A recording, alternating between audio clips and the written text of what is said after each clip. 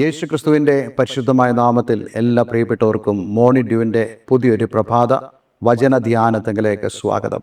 കഴിഞ്ഞ ദിവസങ്ങളിൽ വളരെ അനുഗ്രഹിക്കപ്പെട്ട ദൈവവചന ഭാഗങ്ങൾ നമുക്ക് ചിന്തിപ്പാൻ തക്കവണ്ണം ദൈവം നമ്മെ സഹായിച്ചല്ലോ.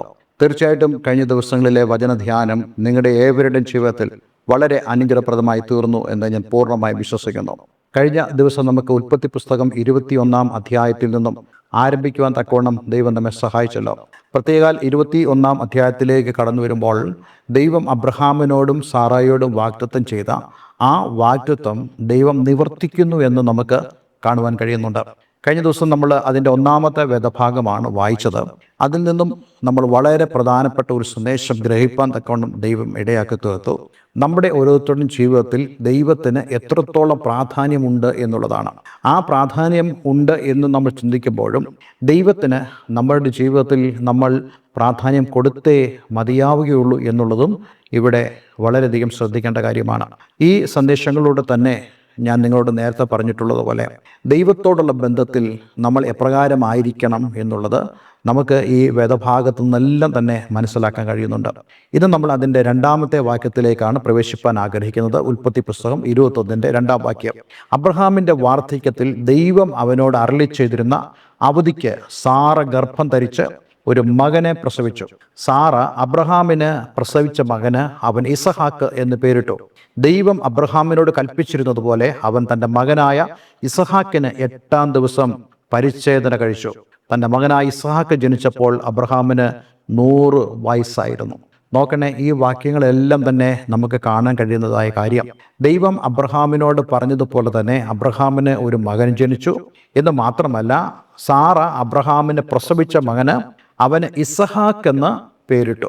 ഇസഹാക്ക് എന്ന പേരിടുവാൻ കാരണമായിട്ടുള്ള കാര്യങ്ങൾ എന്തൊക്കെയാണെന്ന് നമ്മൾ നേരത്തെ തന്നെ ചിന്തിച്ചിട്ടുള്ള കാര്യമാണ്. തൻ്റെ നല്ല വാർദ്ധക്യത്തിൽ സംസാരിക്കുമ്പോൾ നിനക്ക് നിന്റെ ഭാര്യയിൽ സാറയ്ക്ക് ഒരു മകനുണ്ടാകുമെന്ന് അബ്രഹാം പറഞ്ഞപ്പോൾ അബ്രഹാം കവിണ്ണു വീണ് ചിരിച്ചുവെന്ന് നമുക്ക് കാണാൻ കഴിയുന്നുണ്ട്. അതേപോലെ തന്നെ ഉൽപ്പത്തി പുസ്തകം 18-ാം അധ്യായത്തിലേക്ക് കടന്നു വരുമ്പോൾ മെമ്മറയുടെ തോപ്പിൽ വെച്ച് അതേ ദൂതന്മാർ സാറായോട് സംസാരിക്കുമ്പോൾ സാറ ചിരിച്ചുവെന്ന് നമുക്ക് കാണാൻ കഴിയുന്നുണ്ട്. പിന്നീട് അവൾ പറയുന്നുണ്ട്, ഞാൻ ചിരിച്ചില്ല എന്ന് പറഞ്ഞാലും ദൂതന്മാർ പിന്നെയും പറയുന്നു, അതെ അതെ നീ ചിരിച്ചു എന്ന് പറയുകയുണ്ടായി. വാസ്തവത്തിൽ അബ്രഹാമിൻ്റെയും ഈ സാറായിയുടെയും ചിരി അവരുടെ ജീവിതത്തിൽ എത്രത്തോളം സ്വാധീനമുളവാക്കിയെന്ന് നമ്മൾ മനസ്സിലാക്കേണ്ടതായിട്ടുണ്ട്. വാസ്തവത്തിൽ അവർ ചിരിക്കുന്നത് ഒരു പരിഹാസ രൂപേണയുള്ള ചിരിയൊന്നുമല്ല. ആ ചിരിക്ക് കാരണമെന്ന് പറയുന്നത് അവരുടെ അവസ്ഥയെക്കുറിച്ചുള്ള ചിരിയാണ് എന്നുള്ളത് നമ്മൾ മനസ്സിലാക്കണം. അതായത് നമ്മുടെ ജീവിതത്തിലും ഇതേപോലെ നമ്മൾ ചിരിച്ചു പോകുന്നതായ അവസ്ഥകളുണ്ട്. അതേ നമ്മുടെ അവസ്ഥ കണ്ടിട്ട് ദൈവം നമ്മളോട് ഒരു വാഗ്ദത്തം പറയുമ്പോൾ അല്ലെങ്കിൽ പ്രാർത്ഥനയിലൂടെ ചില ഉറപ്പുകൾ നമ്മൾ വാങ്ങുമ്പോൾ നമ്മൾ പലപ്പോഴും അത് അസാധ്യമാണ് എന്ന് ചിന്തിച്ച് ചിരിച്ചു പോകാറുണ്ട്. ഇവിടെ നമുക്ക് ദൈവത്തിൻ്റെ വല്ലഭത്വത്തെ കാണാൻ കഴിയുന്നുണ്ട്.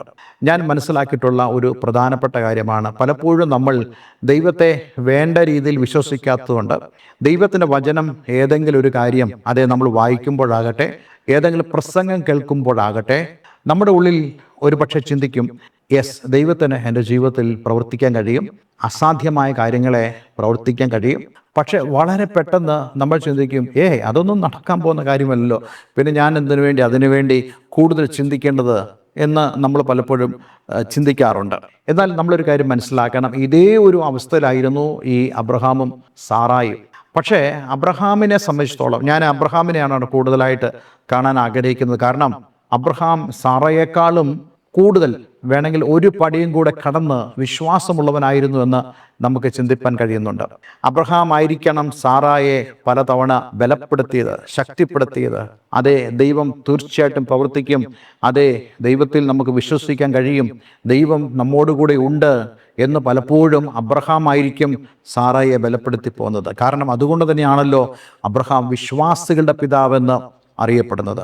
അതുകൊണ്ട് ഇന്ന് എന്നെ കേൾക്കുന്ന പ്രിയമുള്ളവരെ, നമുക്ക് ദൈവത്തെ ശരിയായി വിശ്വസിക്കാൻ കഴിയേണ്ടത് വളരെ ആവശ്യമാണ്.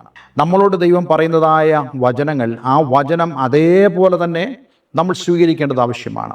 നമ്മളുടെ ജീവിതത്തിൻ്റെ അവസ്ഥ, നമ്മുടെ ചുറ്റുപാട് അതൊന്നും ആ വചനത്തിന് അനുയോജ്യമല്ലെങ്കിൽ പോലും നമ്മൾ ആ വചനത്തെ നമ്മൾ വിശ്വസിക്കേണ്ടതാണ്. കാരണം ആ വചനം പറഞ്ഞത് ഒന്നുമില്ലായ്മയിൽ നിന്നും സകലതിനെയും ഉള്ളതുപോലെ വിളിച്ചു വരുത്തിയതായ ദൈവമാണ് എന്ന് നമ്മൾ മനസ്സിലാക്കണം. ലാസറിനെ ഉയർപ്പിച്ച ദൈവമാണെന്ന് മനസ്സിലാക്കണം. കുരുടന്റെ കണ്ണുകളെ തുറന്നതായ ദൈവമാണെന്ന് നമ്മൾ മനസ്സിലാക്കണം.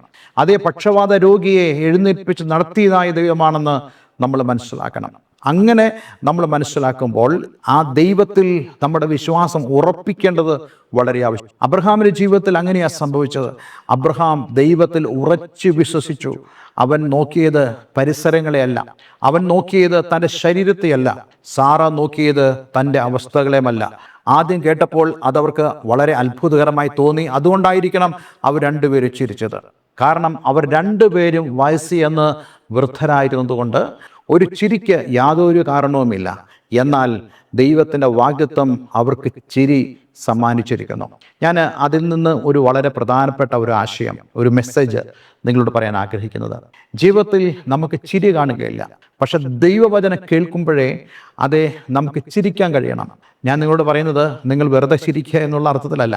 ചിരി എന്ന് ഞാൻ ഉദ്ദേശിക്കുന്നത് ചില ആളുകൾ ശുശ്രൂഷയായിട്ട് കൊണ്ട് നടക്കുന്ന ചിരിയെക്കുറിച്ചുമല്ല, മറിച്ച് ഈ ചിരി എന്ന് പറയുന്നത് നമ്മുടെ സന്തോഷമാണ്. കാരണം ദൈവത്തിൻ്റെ വചനം പറയുന്നു, യഹോവയെങ്കിലെ സന്തോഷം എൻ്റെ ബലമാകുന്നു. അപ്പോൾ അങ്ങനെയാണെങ്കിൽ ദൈവവചനം കേട്ട് അതെ നമ്മുടെ അവസ്ഥകൾ എത്ര മോശമാണെങ്കിലും എത്ര വിപരീതമാണെങ്കിലും അതെ ദൈവവചനം കേൾക്കുമ്പോൾ അത് നമുക്ക് വിശ്വസിക്കാൻ കഴിയണം. സാഹചര്യങ്ങളെ നമ്മൾ ഒരിക്കലും നോക്കരുത്. അത് വിശ്വസിക്കുമ്പോൾ നമ്മുടെ അവസ്ഥകളെ നോക്കിക്കൊണ്ട് ദൈവത്തിൻ്റെ വചനത്തെയും നമ്മൾ കമ്പയർ ചെയ്യുമ്പോൾ അതെ അബ്രഹാമിനെ പോലെയും സാറയെ പോലെയും നമുക്ക് ചിരിക്കാൻ കഴിയും. അപ്പോൾ അതുകൊണ്ട് തന്നെ അവർക്ക് ജനിച്ചതായ മകന് അതേ ചിരി എന്നർത്ഥം വരുന്ന ഇസ്ഹാക്ക് എന്ന പേരിട്ട് വിളിപ്പാൻ ഇടയായി തീർന്നു. ഞാൻ ഇത് സംബന്ധിച്ച് അടുത്ത ദിവസങ്ങളിൽ കൂടുതൽ കാര്യങ്ങൾ നിങ്ങളോട് സംസാരിക്കാൻ ആഗ്രഹമുണ്ട്. പക്ഷേ ഇന്ന് നമ്മൾ മനസ്സിലാക്കേണ്ട ഒരു കാര്യം, നമ്മുടെ ജീവിതത്തിൽ ചിരി ഇല്ലാതിരിക്കുന്ന ഒരു കാലഘട്ടം, അതെ എപ്പോഴും വിഷമത്തിൻ്റെയും പ്രയാസത്തിൻ്റെയും സാഹചര്യങ്ങൾ. ചില ആളുകളൊക്കെ പറയാറുണ്ട്, എന്നെപ്പോലെ ഇത്ര കഷ്ടത അനുഭവിക്കുന്ന വ്യക്തി വേറെ കാണില്ല. പക്ഷെ ഞാൻ നിങ്ങളോട് പറയട്ടെ, നിങ്ങൾ ദൈവത്തിൻ്റെ വചനം കേൾക്കണം. വചനം കേട്ട് ദൈവത്തിൻ്റെ വചനത്തിൻ്റെ പ്രോമിസുകൾ, വാഗ്ദത്തങ്ങൾ എന്താണെന്ന്, അതെ നിങ്ങളോടുള്ള വാഗ്ദത്തങ്ങൾ എന്താണെന്ന് നിങ്ങൾ മനസ്സിലാക്കണം. എന്നിട്ട് നിങ്ങളുടെ സാഹചര്യത്തിൻ്റെ മേൽ ആ പ്രോമിസുകളെ, ആ വാഗ്ദത്തങ്ങളെ നിങ്ങൾ വയ്ക്കണം. അപ്പോൾ നിങ്ങൾക്ക് നിങ്ങളുടെ അവസ്ഥകൾ മാറിയില്ലെങ്കിൽ പോലും, അല്ലെങ്കിൽ നിങ്ങളുടെ അവസ്ഥ അപ്പോഴും വിപരീതമാണെങ്കിൽ പോലും ദൈവവചനത്തിൻ്റെ അടിസ്ഥാനത്തിൽ നിങ്ങൾക്ക് സന്തോഷിപ്പാൻ കഴിയും, നിങ്ങൾക്ക് ചിരിക്കാൻ കഴിയും, നിങ്ങൾക്ക് ആഹ്ലാദിപ്പാൻ കഴിയും, നിങ്ങൾക്ക് വിശ്വാസത്തിൻ്റെ വാക്കുകൾ പറയാൻ കഴിയും. അങ്ങനെ നമ്മൾ പറയുമ്പോൾ വാസ്തവത്തിൽ നമ്മൾ ചെയ്യുന്നത്, നമ്മൾ ദൈവത്തിൽ അടിയുറച്ച് വിശ്വസിക്കുകയാണ്. അതെ കഴിഞ്ഞ ദിവസം ഞാൻ നിങ്ങളോട് പറഞ്ഞതുപോലെ വാഗ്ദത്തങ്ങൾക്ക് നമ്മൾ ആമേൻ പറയുകയാണ്. അതെ ഈ ദിവസങ്ങളിൽ അവസ്ഥകളെല്ലാം അതെ വിപരീതമായിരിക്കാം. നിങ്ങൾക്ക് ദുഃഖം സമ്മാനിക്കുന്നതായ അവസ്ഥകൾ, നിങ്ങൾക്ക് വളരെയധികം പരിഹാസവും നിന്ദയും സമ്മാനിക്കുന്നതായ അനുഭവങ്ങളായിരിക്കാം ജീവിതത്തിലുള്ളത്. പക്ഷെ ഇന്ന് ഞാൻ ദൈവവചനത്തിലൂടെ പറയട്ടെ, ദൈവം നിന്റെ അവസ്ഥയെ മാറ്റും. പക്ഷെ അതിനു മുമ്പായിട്ട് നമ്മുടെ മനോഭാവങ്ങൾക്ക് മാറ്റം വരണം. ദൈവത്തെ നമുക്ക് ശരിയായി കാണുവാൻ കഴിയണം. ദൈവത്തിൽ പൂർണ്ണമായും നമുക്ക് വിശ്വസിക്കാൻ കഴിയണം. ദൈവവചനത്തിന് അതെ അതിന് അർഹിക്കുന്നതായ പ്രാധാന്യം നമ്മുടെ ജീവിതത്തിൽ നൽകേണ്ടത് വളരെ ആവശ്യമാണ്. അങ്ങനെയാണെങ്കിൽ അബ്രഹാമിനെയും സാറയെയും പോലെ അതെ നമുക്ക് ചിരിയുണ്ടാകും. അതേപോലെ തന്നെ ആ ചിരിക്ക് കാരണമായി തീർന്ന ആ ദൈവപ്രവൃത്തി നമ്മുടെ ജീവിതത്തിൽ വെളിപ്പെടുന്നത് കാണുവാൻ കഴിയും. അതെ നമ്മുടെ ജീവിതത്തിൽ ആ ചിരിയുടെ ഓർമ്മകൾ എപ്പോഴും ഉണ്ടാകും. അതെ നിന്റെ സന്തോഷം ദൈവം പൂർണ്ണമാക്കുന്ന ദൈവമാണ്. അങ്ങനെയല്ലേ ദൈവത്തിൻ്റെ വചനം പറയുന്നത്? കർത്താവ് പറയുന്നു, നിങ്ങളുടെ സന്തോഷം പൂർണ്ണമാകുവാൻ ഞാനിത് നിങ്ങളോട് സംസാരിച്ചിരിക്കുന്നു. അതെ നമ്മുടെ സന്തോഷം പൂർണ്ണമാകട്ടെ. ഒരു വാക്ക് പ്രാർത്ഥിക്കാം. സ്വർഗീയപിതാവേ, ഇന്ന് ഞങ്ങളെ കേൾപ്പിച്ച വളരെ മനോഹരമായ സന്ദേശത്തിനായി സ്തോത്രം. ഞങ്ങളുടെ ജീവിതത്തിൽ ദൈവത്തിൻ്റെ വാഗ്ദത്തങ്ങൾ ഞങ്ങൾ സ്വീകരിക്കേണ്ടതായിട്ടുണ്ട്. ദൈവവചനം ഞങ്ങൾ വായിക്കേണ്ടതായിട്ടുണ്ട്. ദൈവത്തിൽ നിന്ന് ഞങ്ങൾ കേൾക്കേണ്ടതായിട്ടുണ്ട്. കർത്താവെ, എന്നെ കേൾക്കുന്ന പ്രിയമുള്ളവരെ അതിനുവേണ്ടി എല്ലാം അങ്ങ് ഒരുക്കിയെടുക്കണമെന്ന് പ്രാർത്ഥിക്കുന്നു. ഇന്ന് തങ്ങളുടെ ജീവിതത്തിൽ നിരാശയും കരച്ചിലും വിഷമങ്ങളും കൊണ്ടു നടക്കുന്ന ആളുകൾ എന്നെ കേൾക്കുന്നുണ്ടല്ലോ. എന്നാൽ ദൈവത്തിൻ്റെ വചനം കേൾക്കുമ്പോൾ, ദൈവത്തിൻ്റെ വാഗ്ദത്തങ്ങളെ സ്വീകരിക്കുമ്പോൾ കാര്യങ്ങളെല്ലാവർക്കും വിപരീതമാണെങ്കിലും അവർക്ക് സന്തോഷിക്കുവാൻ, ദൈവത്തിൽ സന്തോഷിക്കാൻ കഴിയുന്നതായ ഒരവസ്ഥയിലേക്ക് അവർ കടന്നു വരട്ടെ. ഇന്ന് ഈ വചനം കേൾക്കുന്ന ഏവരെയും ഞാൻ യേശുവിൻ്റെ നാമത്തിൽ അനുഗ്രഹിക്കുന്നു. പ്രാർത്ഥന കേട്ടതിന് നന്ദി. യേശു ക്രിസ്തുവിൻ നാമത്തിൽ തന്നെ. ആമേൻ, ആമേൻ. ഇന്നത്തെ വേദവചനം നിങ്ങളുടെ ജീവിതത്തിൽ വളരെ അനുഗ്രഹപ്രദമായി തീർന്നു എന്ന് ഞാൻ പൂർണ്ണമായും വിശ്വസിക്കുന്നു. ദയവായി ഈ സ്ക്രീനിൽ കാണുന്ന ഫോൺ നമ്പറുകളിൽ ഞങ്ങളെ വിളിക്കുക. നിങ്ങളുടെ പ്രാർത്ഥന വിഷയങ്ങളെ അറിയിക്കുക. നിങ്ങൾക്ക് ആത്മീയമായി കൂട്ടായ്മയ്ക്ക് താല്പര്യമുണ്ടെങ്കിൽ അതിനും ഞങ്ങളെ വിളിക്കാവുന്നതാണ്. എല്ലാവരും ദൈവം അനുഗ്രഹിക്കട്ടെ. Have A nice day. God bless you all.